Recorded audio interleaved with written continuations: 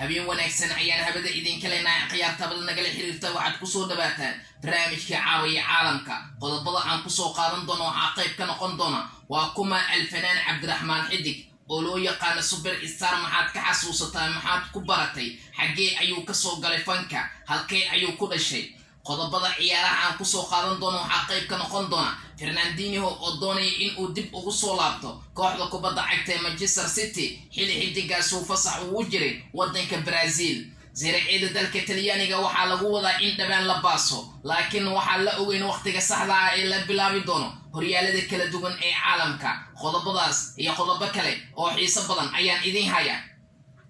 anku horeyne maxaad ka taqaanaa alfanaan cabdiraxmaan xidig oo loo yaqaan super star waxa uu ku dhashay magaalada muqdisho ee caasimada dalka Soomaaliya sanadka marka uu ahaa 2002 da'diisu waa 7 sano jir waxa uu wax ku bartay xaafadda Xarar Yaala gaar ahaan Minishibia Oka oo loo yaqaan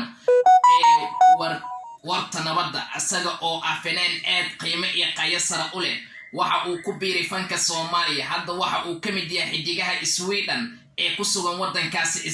Sweden waxa aad ugu sacabtuma fanaaniin rag cadiin ah haween iyo sidoo kale bulshooyinka ku dhaqan wadankaasi Sweden waa fanaan isla markaa soo jeedasho la iyadoo uu ka qayb galo xalfado iyo sidoo kale munaasabado lagu soo dhaweynayo waa fanaan aad tayadiisu ay u sareyso iyadoo bulshooyinka Sweden ay aad u hadal hayso cabdiraxmaan xidig oo loo yaqaan super star waxa uu wax ku bartay degmada warta nabadda iskuul ku yaalo gaar ahaan Xarar Yaale waa xidig inta badan aftahan hu ah fanka Soomaaliyeed